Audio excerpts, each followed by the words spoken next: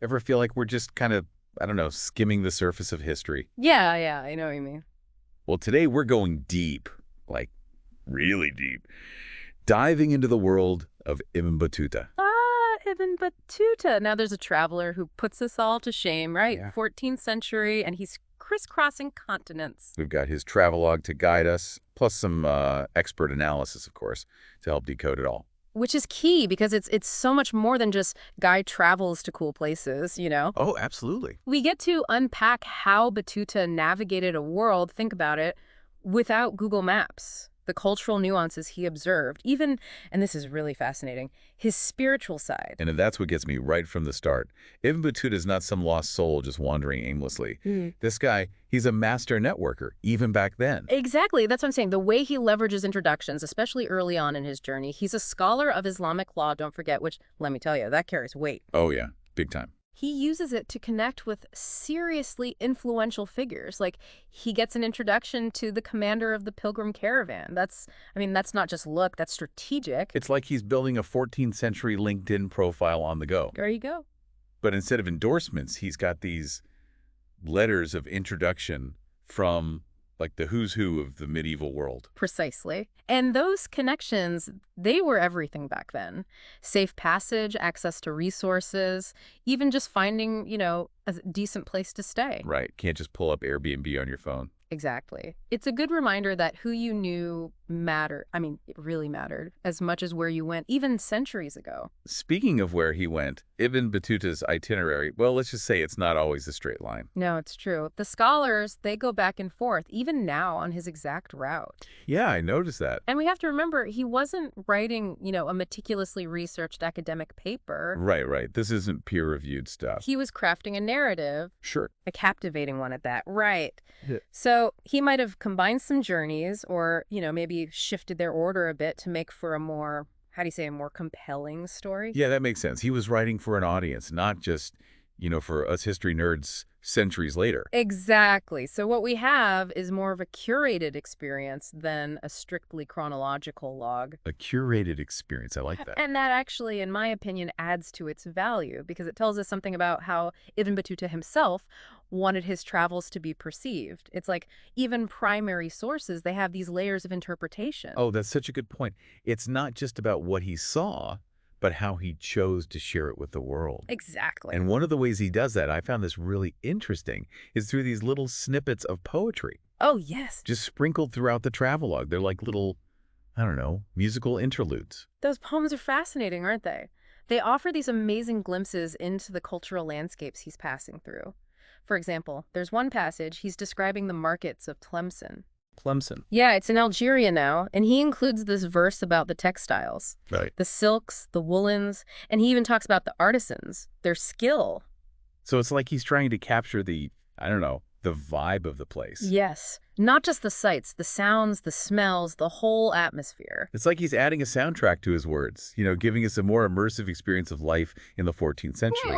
But then it's like, boom, the tone shifts. Right. 1 minute we're picturing these vibrant marketplaces, listening to poetry. Right. And then, bam, we're hit with this like really intense description of a riot in Alexandria. Oh, yeah, absolutely. It's a bit jarring, isn't it? But Ibn Battuta, he doesn't shy away from the harsher realities of the time. No, he doesn't. This incident in Alexandria, it really gets to that point. He's witnessing basically the aftermath of this revolt against the governor. Intense. And it's a stark reminder. Political instability, brutality, that was, unfortunately, very much part of life in the 14th century. Yeah, it's chilling. Like the way he describes the bodies displayed on crosses. Just like as a warning. Exactly. Talk about a strong message. It really makes you think about the fragility of life back then. Absolutely. And it makes his accounts of just daily life, cultural observations, all the more fascinating. How so?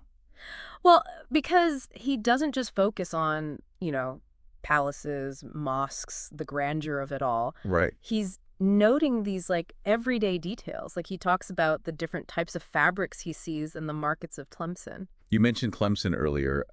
For those of us who aren't, 14th century geography buffs. Right, right. Could you give us a little bit of context? Where were we talking about? Of course. So Tlemcen at the time was a really important city, flourishing, actually. It's in what's now Algeria. And crucially, it was a major trading hub. Huh. Strategically located between the Mediterranean and those Saharan trade routes. Prime real estate. Exactly. And when Ibn Battuta is describing the fabrics, silks, woolens, he even talks about the dyes they used. Hmm. It's like he's giving us a glimpse into the city's economic heartbeat and its connections, right, to this wider world. So these little details about fabric, they're not just him, recording what he sees. It's actually giving us clues about Trade networks, cultural exchange. exactly. It's like historical detective work piecing together. It really is like a puzzle, these tiny details that tell this much bigger story, the movement of goods, of ideas, people across continents. Amazing. And amidst all of that, right, the history, the economics, we also get these little glimpses of, I don't know, Ibn Battuta, the person. Oh, absolutely. Yeah. He's not just a narrator. Yeah. He has feelings. Remember that story about when he arrives in Tunis? Oh, yeah. He's been traveling for weeks. He's looking to, connect with his fellow travelers. And they totally ignore him. He describes this feeling of loneliness, isolation. I mean, I think anyone who's ever been, the new kid in town can relate to that. Totally. It's that universal feeling of being an outsider. Mm-hmm. And, it's funny how some things never change. We might have smartphones now, but Right. that feeling's the same. Exactly. Speaking of connecting, when I was reading Battuta's description of the Nile, what struck me is how he, intertwines his observations with his religious beliefs. Yes, the Nile. Such an important symbol. And you're right. For Ibn Battuta, faith, it wasn't compartmentalized. It wasn't just something for, Friday prayers. Right. It infused his entire worldview. It's how he experienced everything, interpreted it. Exactly. He doesn't just talk about the Nile's size, how important it was for agriculture, all that. Mm-hmm. He talks about this belief that its source is in paradise. It's like he's adding this whole other layer of meaning. Exactly. This spiritual significance to this already, let's face it, magnificent river. Absolutely. And we see this throughout his travels. When he gets to the pyramids in Egypt. Oh, the pyramids. He's clearly blown away by, how massive they are, that sense of grandeur. Right. But he's also really curious about their origins. Where did these things come from? Of course. It's the ultimate mystery, isn't it? And he even talks about the different theories that were going around at the time. Which is so cool. It's like we're eavesdropping on this, centuries-old debate about history, archaeology. Exactly. Some theories, rooted in actual history, others a little more out there. I love that. But it all points to that human need, right? Yeah. To understand our past, to figure out how these civilizations, how they did what they did. Totally. Yeah, and you can just picture him standing there, looking up at these structures, and that same sense of wonder, of mystery, it's something we still feel today. Oh, 100%. It's timeless. That desire to solve these puzzles, these enigmas from the past. Of course, Ibn Battuta doesn't just talk about ancient wonders and, the Nile. He gives us this really interesting view into the politics of the places he visits. Take Aleppo, for instance. Oh, yeah. Aleppo. The story of Governor Karasonkor. Okay, so imagine a political thriller, high stakes, but set in 14th century Syria. We're talking powerful governors, whispers of treason, a frantic escape in the dead of night. I mean, this is Aleppo when Ibn Battuta rolls into town. It really is. And it's a good reminder that even when you're at the top, life could change in an instant. Right. Karasonkor, he had power, he had influence, but ultimately he gets accused of basically plotting against the Sultan, and he has to flee Aleppo. I mean, he's running for his life. Wow. It's heavy is the head that wears the crown, Doesn't matter what century you're in. Exactly. Some things are timeless. Totally. But even amidst all this, all this political drama, we also see Ibn Battuta's own faith, his personal faith journey, really come to the forefront in this section. Yeah, it's true. It's almost like his outward travels become this kind of inward pilgrimage as well. That's a really interesting way to put it. And I think we see this most clearly in his quest to find the Prophet Muhammad's footprint in Damascus. Oh, yeah. Talk about determination. He was set on finding this thing. He even climbs this minaret, and I guess it was known for being really dangerous. Right. Not for the faint of heart. And it's all for this chance, this possibility of seeing this relic, this trace of the Prophet. I mean, it really shows you, how important these physical connections were. They were everything. It wasn't just about, seeing it with your own eyes. It was about connecting with your faith, but on this like visceral, emotional level. It makes you think about those kinds of connections today, you know? Absolutely. And then, of course, there's the dream he has while he's staying at that college in Medina. Oh, yeah. The dream, where the Prophet Muhammad appears and he, like, administers an oath of charity to Ibn Battuta. What was that all about? So dreams, they were a big deal in Islamic tradition. I mean, they weren't just, oh, I wonder what that meant. Right. They were seen as a way for God to communicate guidance, warnings. Wow. So the fact that the prophet appears to Ibn Battuta in a dream, it's huge. And then the oath itself, it's all about helping the poor, the needy, the less fortunate. Which really gets to the heart of, Islam's emphasis on social justice, on taking care of each other. Exactly. So even though Ibn Battuta is traveling the world, he's still wrestling with these really big spiritual questions, Yeah. still striving to, live a life that's in line with his faith. Absolutely. It's inspiring in a way. And then there's that story about, was it Hassan? Hassan, yes, yes. And the Sufi guy. That one was Oh, wild. it's a good one.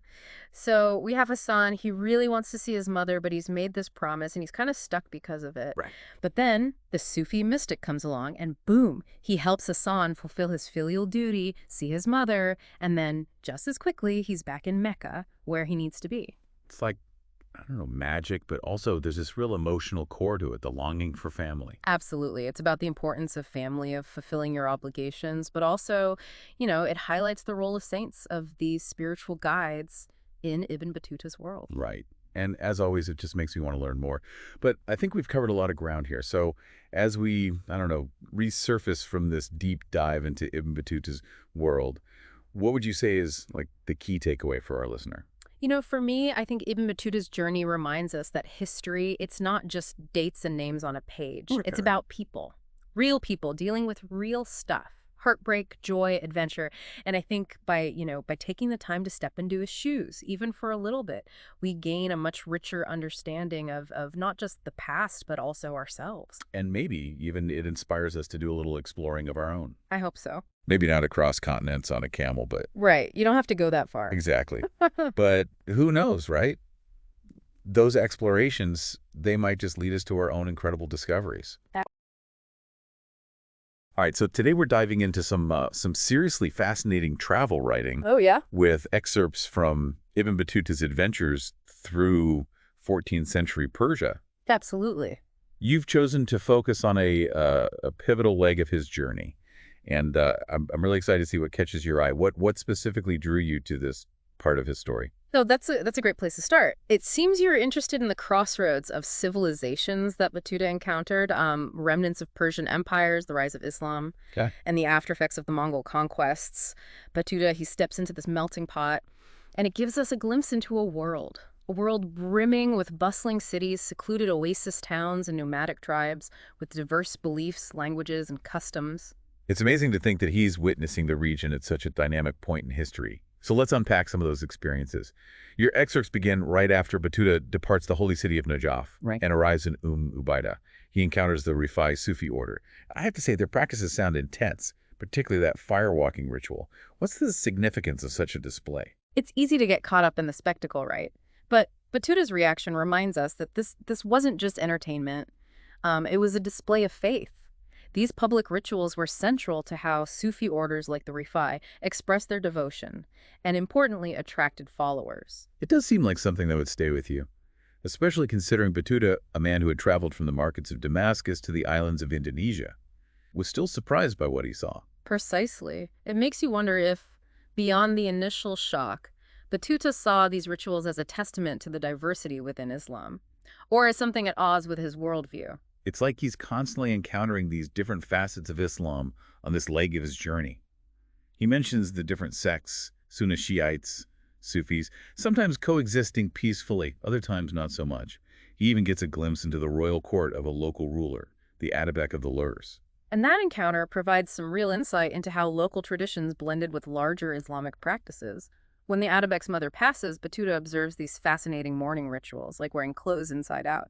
It's almost like they're signifying a world turned upside down by grief. Exactly. And the fact that he records these details, even if he doesn't fully understand them, demonstrates that cultural exchange isn't about erasing existing traditions. It's about adaptation and layering influences over time. Speaking of adapting, I was struck by his time in Baghdad. He seems blown away by the city's luxurious bathhouses, particularly their pitch-coated walls that created a sleek black marble look. It's like getting a peek into their interior design sense. But then he has this encounter with the Sultan of Idhaj, who's described as generous but also fond of wine. And that detail is so telling. It highlights the social commentary woven throughout Battuta's writing. He's not just observing, he's evaluating these practices through the lens of his own devout Sunni Muslim beliefs. You're right. It's almost as if he's grappling with what he perceives as contradictions between the Sultan's actions and his faith. And that tendency to observe and sometimes judge continues throughout his travels, doesn't it? Like later in the Maldives, he records this local legend about coconut trees sprouting from a severed head. Those anecdotes, as outlandish as they may seem, are like puzzle pieces, revealing the values and anxieties of the people he encountered.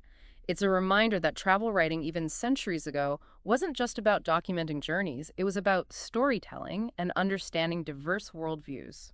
It's like he's giving us these glimpses into the stories people told to explain the world around them. And speaking of context, you sent over a map of Battuta's route. And it's incredible how much ground he covers. What were some of the challenges he faced traversing Persia in the 14th century? Imagine a world without paved roads or modern transportation. He journeyed on perilous routes, crossing vast deserts and treacherous mountain passes, all while facing scorching heat, freezing cold, and the constant threat of bandits. It sounds grueling. It makes you appreciate the relative ease of travel today. Absolutely. And Battuta doesn't shy away from describing these hardships in his writing. He talks about encounters with sandstorms, scarce water supplies, and the constant need for vigilance. But these challenges also reveal his resourcefulness, his courage, and the strength of his faith, which helped him persevere. So not just a leisurely stroll through ancient lands then. Not at all. But these experiences provide some of the most gripping passages in his travelogue, highlighting the realities of 14th century travel. And despite these challenges, Battuta remains keenly interested in the people he meets and their cultures. He's struck by the ingenuity he encounters, like the use of ice and snow in Persia, even during summer. I can't even fathom how they transported ice in that heat. It's a testament to their adaptability and resourcefulness. Battuta describes how ice was brought down from the mountains to cool drinks and even create intricate ice sculptures. It makes you realize that their world was more sophisticated than we sometimes give them credit for. It definitely challenges our perceptions of the past. And since he was so observant of social customs, were there any that particularly surprised him, even shocked him at times? There were definitely cultural clashes. For example, Battuta, coming from a more patriarchal society, was surprised by the freedom and independence of women in some Persian cultures. He observed women owning property, engaging in business, and even traveling unaccompanied, which would have been uncommon in many parts of the world at that time. It's interesting how his travels challenged his own preconceived notions. Like he's going through this constant process of reassessment. He's not just observing these different ways of life, he's analyzing them through the lens of his own beliefs. And sometimes he's downright baffled. And that's what makes him so relatable. He's experiencing culture shock, just as we might in a new environment. His observations about marriage customs, for example, highlight this.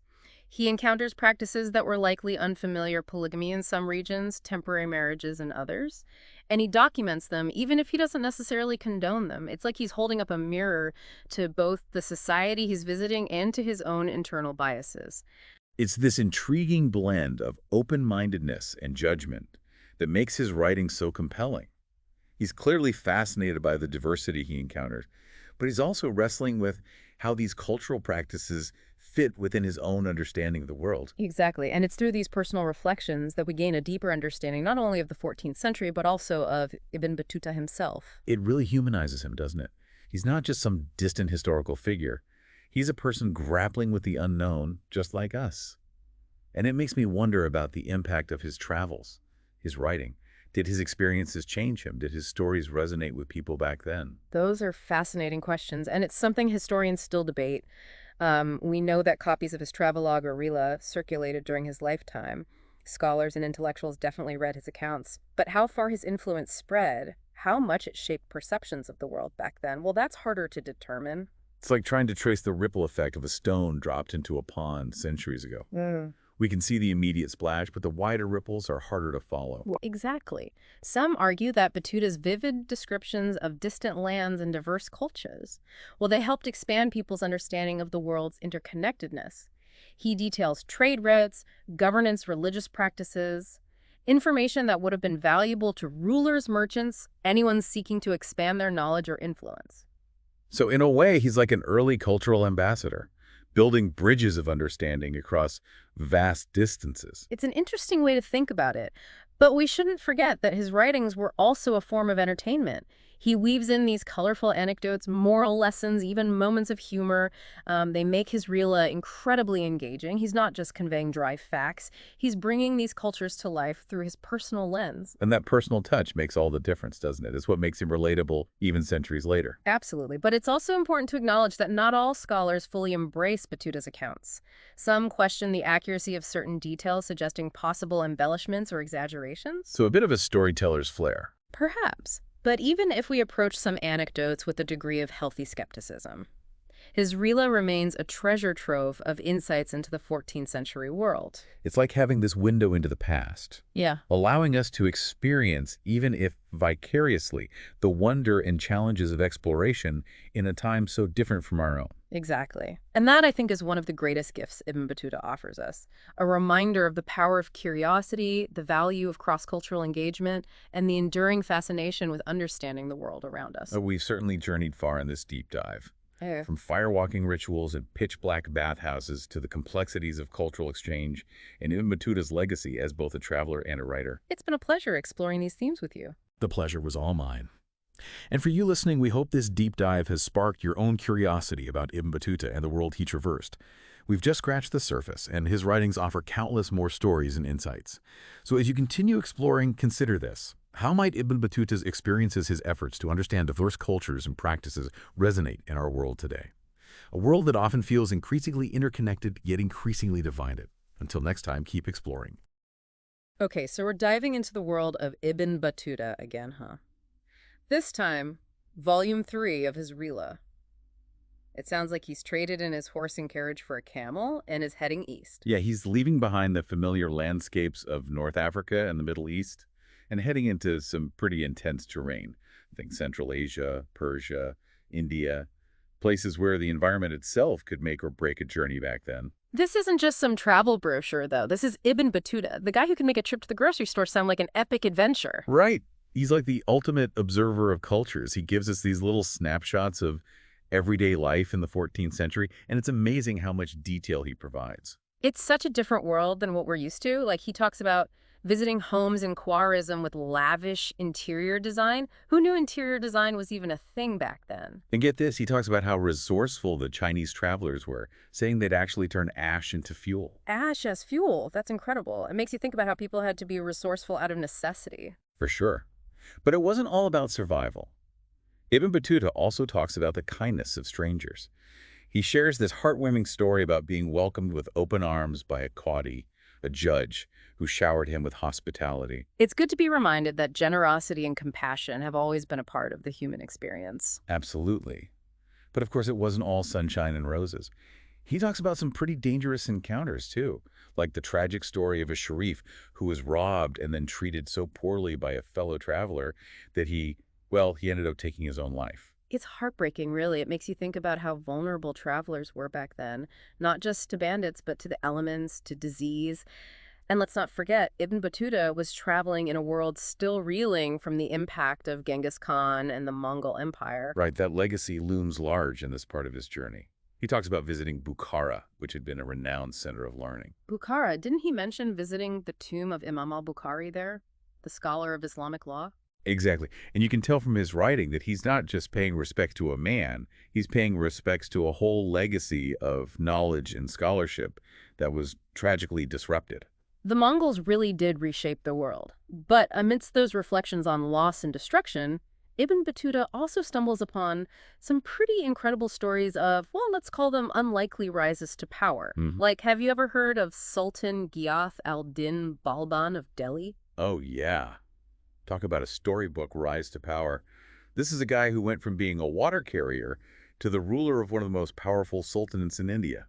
Wait, from water carrier to sultan? How does that even happen? Well, according to Ibn Battuta, it all started with a chance meeting. Balban encountered this mystic who predicted he was destined for greatness. A water carrier turns sultan. You really can't make this stuff up. I wonder if it's more about the power of belief. Right. Think about it. Even if you're skeptical of fortune tellers, imagine hearing a prediction like that in the 14th century. It could change your whole outlook, maybe even inspire you to reach for something you never thought possible. It's like a self-fulfilling prophecy. People probably started treating him differently once that prediction got around. Exactly. And whether it was ambition or a genuine belief in his destiny, Balban rose to the occasion. He became a Mamluk, which is basically a slave soldier, under the Sultan of Delhi. And, well, let's just say he played his cards right and eventually took the throne for himself. From water carrier to Mamluk to sultan. Sounds like something out of Game of Thrones. But holding on to power is a whole other story, right? History's full of rulers who were better at conquering than ruling. Oh, for sure. And Sultan Balban's story is a perfect example of that. He had a long and successful reign, but things got really complicated and tragic towards the end, especially when it came to his sons. Sons, family drama in the royal court. I think I know where this is going. Tell me more. Well, it's a tale as old as time. Really, power, paranoia, the struggle for succession. Balban's eldest son, a brave warrior known as the Martyr Khan, was killed defending the Sultanate against the Mongols. Oh, that's awful. I can't imagine the grief. It devastated Balban. But his grief seems to have morphed into suspicion, especially towards his remaining son, Muiz al-Din Qaitbad, who was next in line for the throne. Oh, no. What did he do? He was consumed by paranoia. He actually imprisoned Muiz al-Din, accusing him of plotting against him. He imprisoned his own son. That's intense, even for medieval politics. It's a tragic turn of events, Oh, wow. and it really highlights how power can distort even the strongest of bonds, even those within a family. So what happened to Muiz al-Din? Did he rot in prison? Well, that's a story for another time. But you can see how Ibn Battuta weaves together these grand adventures with these very personal, very human dramas. That's what makes his writing so fascinating, even after all these centuries. It's crazy to think about Sultan Balban, so consumed by suspicion that he locked up his own son. I mean, what was he thinking? Yeah, talk about family drama. Did he ever realize, what he'd done? Well, it seems like on his deathbed, he had a change of heart. He asked for Muiz al-Din to be released from prison and named as his successor. Kind of a last-minute attempt at redemption. Wow. So did his final wishes come true? Not exactly. You see, Balban entrusted his most trusted lieutenant, this guy Malik Naib, to carry out his dying wish. But let's just say Malik Naib saw an opportunity to seize power for himself. Uh-oh. That doesn't sound good. Malik Naib was a pretty cunning guy. Instead of following Balban's orders, he stalled. He kept delaying Muiz al-Din's release. He even went as far as deceiving the dying sultan into thinking his son was just minutes away. Oh, wow. Talk about cold-hearted. So what happened when Balban finally passed? Well, as you can imagine, with Balban gone, Malik Naib made his move. He completely disregarded Muiz al-Din's claim to the throne and instead put this young boy, Kay Khusro, up as a puppet sultan. A puppet sultan. So much for honoring the dying sultan's wishes. And what about Muiz al-Din? He was still stuck in prison, right? Sadly, yeah. And Malik Naib, worried about Muiz al-Din's claim to the throne, well, he had him assassinated. Wow. It's like a Shakespearean tragedy, all that betrayal and bloodshed. You really get a sense of just how ruthless people could be in their pursuit of power. It's like, what goes around comes around, right? Didn't Ibn Battuta mention something about Nasir al-Din Khusru Khan? That name rings a bell. Wasn't he the one who overthrew Sultan Qutbay al-Din, had that very short and messy reign? You're right, that's the one. And guess what? Khusru Khan had Malik Naib assassinated, effectively ending his little power grab. Isn't it fascinating how Ibn Battuta gives us this front row seat to all the drama unfolding in the Delhi Sultanate? It's like watching a real-life Game of Thrones. Totally. But I bet Khusru Khan's victory was short-lived, wasn't it? Yep. He was soon overthrown and killed by Ghazi Malik, who then went on to start the Tughlaq dynasty and called himself Ghiyath al-Din Tughlaq Shah. Setting the stage for our main man, Sultan Muhammad ibn Tughlaq, the sultan who Ibn Battuta actually came face-to-face with. Okay, so what was he like? Was he wise and just, a total tyrant, or somewhere in between? It sounds like he was a mixed bag, to say the least. Ibn Battuta describes him as this super intelligent guy, really into philosophy and theology. Basically, a scholar who also happened to be a sultan. I like the sound of that, a ruler who values knowledge, But you said mixed bag. What else is there? Well, apparently the Sultan was known for his extravagance, like off-the-charts generosity. Uh, I do love a good story about rulers who know how to spend their riches. Spill the tea. Give me the details. So he would shower people with extravagant gifts. And I'm not just talking about like a handful of gold coins. I'm talking gold, jewels, luxurious clothes.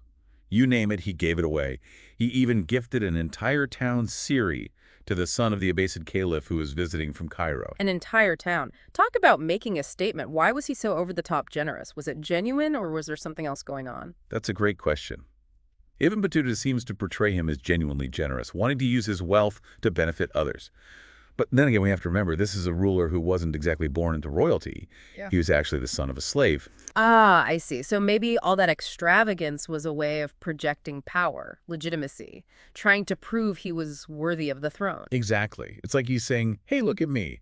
I might not be from royal blood, but I'm a generous and capable ruler.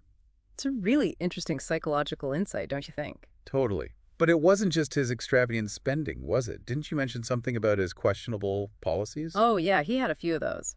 Remember that time he tried to move the capital city from Delhi to Daulatabad? Wait, he tried to move the entire capital city. Why would he even attempt such a thing? Well, he thought that Daulatabad had a more central location. It was strategically advantageous and closer to the Deccan region, which was super wealthy at the time. On paper, it probably seemed like a good idea, you know? Sure, but I'm guessing it didn't exactly go as planned. It was a total disaster. Like, imagine forcing the entire population of Delhi, from the richest nobles and scholars to the everyday merchants and workers, to pick up and move to a whole new city. That's harsh. People had to leave their homes, their businesses, everything they'd ever known. They had to travel through some pretty unforgiving terrain, and a lot of them died along the way. It was a logistical nightmare. Wow, that's rough. Did people ever warm up to Daulatabad? Not really. Everyone was miserable. They missed their homes, their lives in Delhi. And after years of this unrest and suffering, the Sultan finally caved and let people move back to Delhi. It makes you think, even with the best intentions, even the most powerful rulers can make huge mistakes, especially when they don't think about the human cost of their decisions. You said it. But that wasn't the only policy decision that backfired. Remember, this Sultan loved experimenting. He was always trying new things. But some of them were, well, let's just say not all of them were well thought out. Oh, this I've got to hear. What else did he try? Okay, so get this. He tried to replace silver coins with a token currency made of brass. Really? That's kind of a modern concept when you think about it. What went wrong? He didn't think about the whole counterfeiting thing. People started making fake coins left and right. The entire system went haywire, and chaos ensued. It definitely wasn't his best moment. Yikes. A for effort. But I'm sensing a bit of a pattern here. Big ideas, not so great execution. Right. He also launched a bunch of military campaigns. Some went well, but others were expensive failures. It's really interesting, though, how Ibn Battuta manages to capture all of this. I mean, here's this traveler, caught in the middle of a tumultuous period in Delhi, witnessing firsthand the ups and downs of a ruler who was as brilliant as he was unpredictable. What was their relationship like? I mean, how did they get along? He was complicated, that's for sure. At first, Ibn Battuta seemed pretty impressed with the Sultan. I mean, the Sultan was clearly intelligent, generous. He even gave Ibn Battuta a pretty important job as a qadi, a judge in Delhi. So, yeah, at least for a while, it seems like they were on good terms. Makes sense. But something must have changed, right? Over time, Ibn Battuta started seeing the Sultan's not-so-great qualities. He saw the disastrous consequences of the Sultan's policies, the erratic behavior. It's one thing to admire someone's intellect from afar. It's a whole other thing to live with the fallout of their not-so-great decisions. Exactly. And their relationship definitely wasn't always smooth sailing. In fact, Ibn Battuta actually got caught up in some courtly drama and ended up imprisoned by the Sultan for a bit. No way! Seriously, what happened? We don't know all the details, but it sounds like the Sultan had a quick temper and wasn't afraid to use his power. That's crazy. It sounds like Ibn Battuta was walking on eggshells in Delhi. You could say that. But even amidst the chaos, Ibn Battuta was totally captivated by the city of Delhi itself. What was it like back then? Ibn Battuta talks about this city of contrasts. He describes these magnificent mosques, lively marketplaces. He was amazed by their water systems, super sophisticated for the time.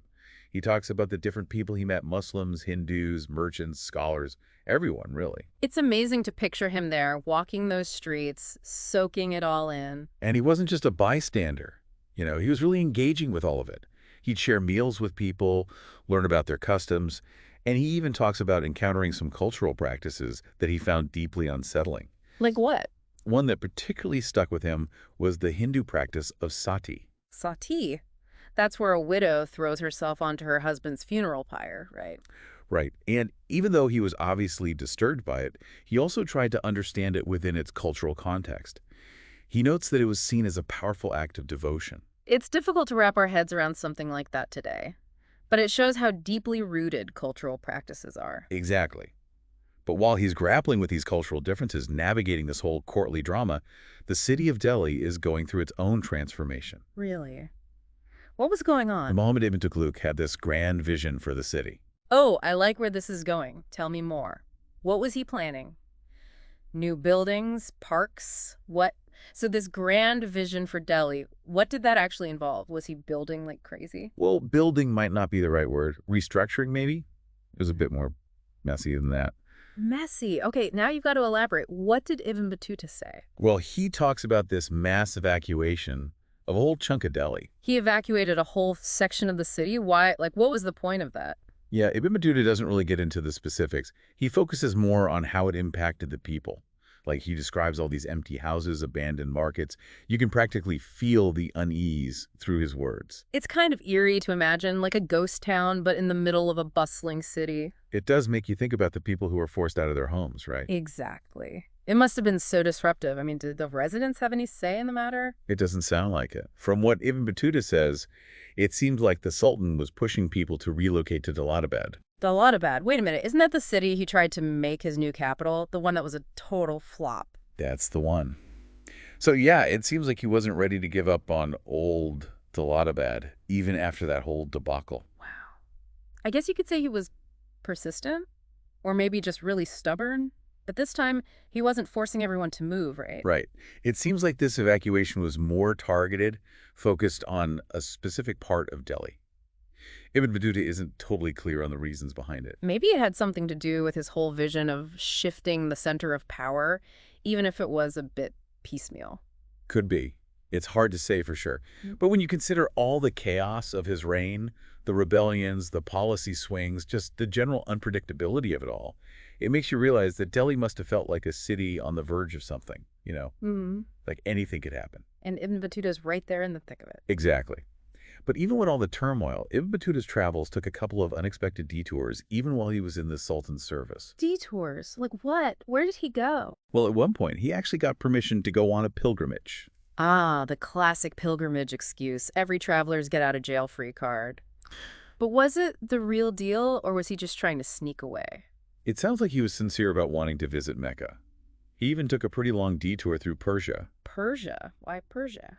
He was drawn to the region's cultural and religious sites.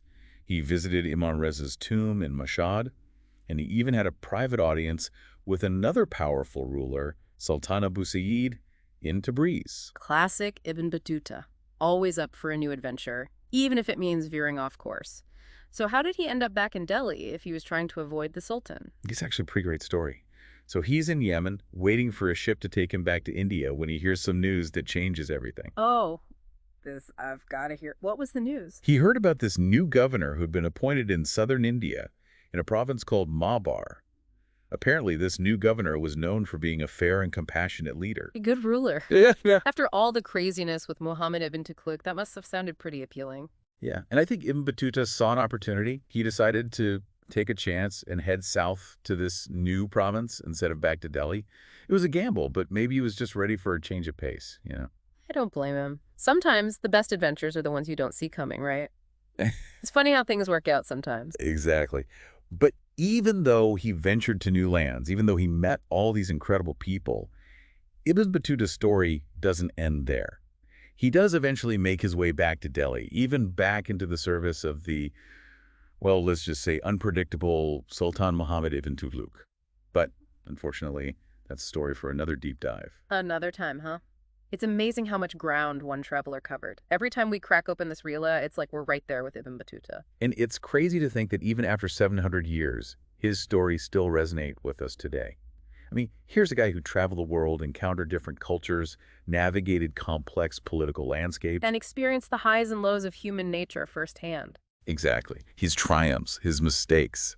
It all feels so relatable, you know? It's a good reminder that no matter how much time passes, we're all part of this shared human experience. Well said. Well, on that note, we'll leave you to ponder the many wonders we've unearthed today. Until next time, keep exploring, keep asking questions, and keep seeking those aha moments that make history come alive.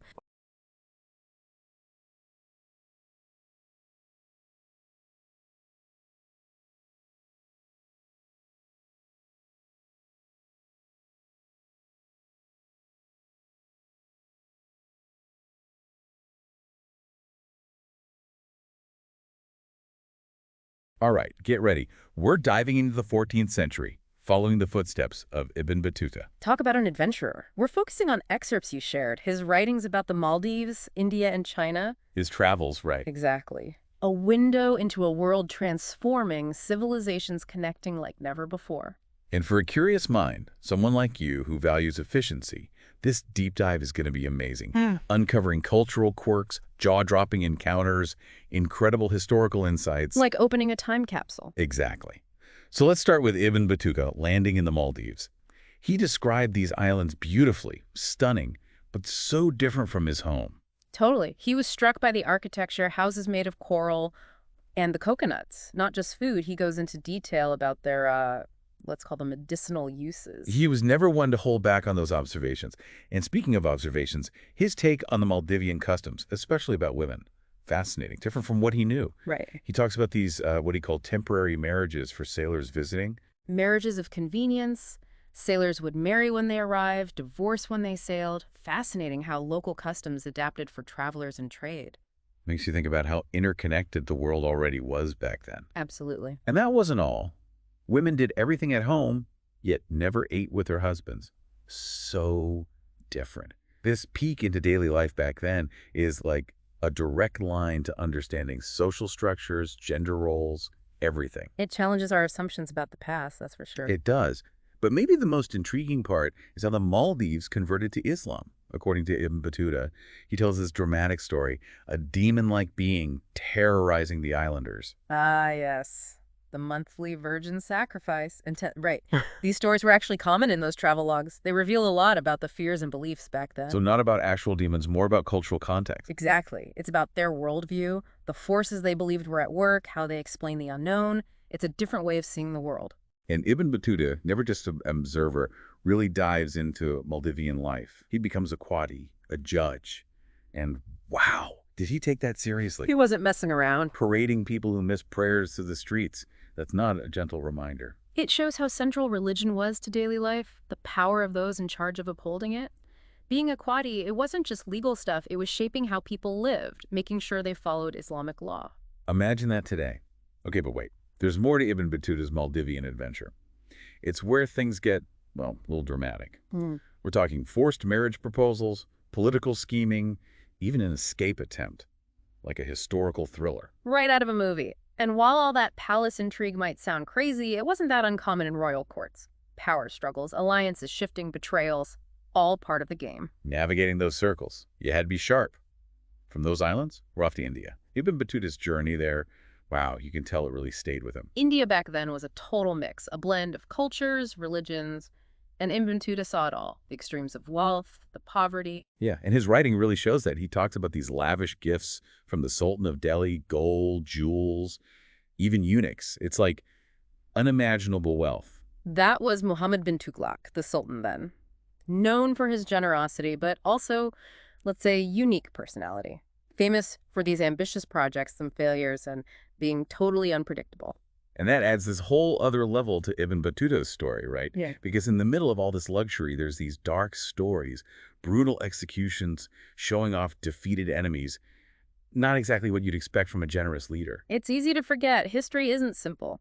Leaders, even the extravagant ones, they ruled with power. Those displays weren't just for show. They were about control, making sure no one challenged them. The stuff we kind of skip over sometimes, right? We picture these grand palaces, but forget what it took to stay in charge. But then, Ibn Battuta, he goes from opulence and violence to something totally different. He meets the Jogi mystics in India. And his descriptions, wow. Men buried alive, levitating, even magic with sandals. Sounds like fantasy. The yogis were known for their extreme practices, testing their limits. But Ibn Battuta, as observant as he was, he sometimes got caught up in the moment, especially with things so far outside his own experience. So maybe take those levitating mystics with a grain of salt. Exactly. They likely had techniques, breathing, meditation, things that could seem supernatural, but how stories spread, cultural beliefs, that all plays a part in what he wrote down. Like a history mystery, figuring out what's real, what's exaggerated. Exactly. But it's not all palace intrigue and mystics. Ibn Battuta sees the real impact of war, too. Right. India was full of conflict then. He writes about the Sultan's cruelty towards enemies, the awful effects on everyday people caught in the middle. It's a good reminder. This era, it had such amazing beauty, new ideas, but also terrible violence, constant upheaval. Exactly. Ibn Battuta's journey shows us history isn't some perfect story. It's messy, a mix of progress and the sad things that come with it. From India, Ibn Battuta heads to, well, a whole other world, right? China. And you can tell he is blown away. Oh, totally. I mean, China then, under the Yuan dynasty, it was a global superpower, way ahead in tech, art, culture. And Ibn Battuta, he sees that firsthand. Paper money. He's like, what is this sorcery? He would have never seen anything like it. And the city's massive. He talks about Zaytun, today's Quanzhou, one of the greatest ports he'd ever laid eyes on. Imagine that. Seeing those huge junks for the first It time. must have been mind-blowing. And then the craftsmanship, the porcelain. He can't stop raving about it. It's like holding the future, right? Right. And, Ibn Battuta, he's not just looking from the outside, he's diving into Chinese life. He even mentions these thriving Muslim communities in their cities, proof of how these huge trade networks were connecting everything, even back then. It's amazing, right? How different cultures could not only exist, but thrive within an empire that vast. It really challenges our ideas of how the world worked back then. But of course, no epic adventure is complete without some bumps in the road, right? And Ibn Battuta's trip home, let's just say, eventful. To say the least. Shipwrecks, almost getting caught by pirates, a rebellion. The man was a magnet for excitement. It's like something out of an action movie. But he never stops. Yeah. He's always observing, collecting stories, even when he's dodging danger. Talk about dedication. That's what makes his writing so incredible, this window into a lost world, and we see it all through his eyes. Someone so hungry for knowledge. And finally, after decades traveling, he makes it back to Morocco. A changed man, I bet. Oh, absolutely. Imagine the stories he told. The impact of seeing those wonders, experiencing so many different cultures, facing challenges most people couldn't even dream of. It's an amazing legacy. It really makes you think, even back in the 14th century, the world was more connected than we realize. And even Battuta's story, it's like this invitation for us to be curious, open to new experiences, to embrace what we don't know. Who knows what we might discover? That's the spirit.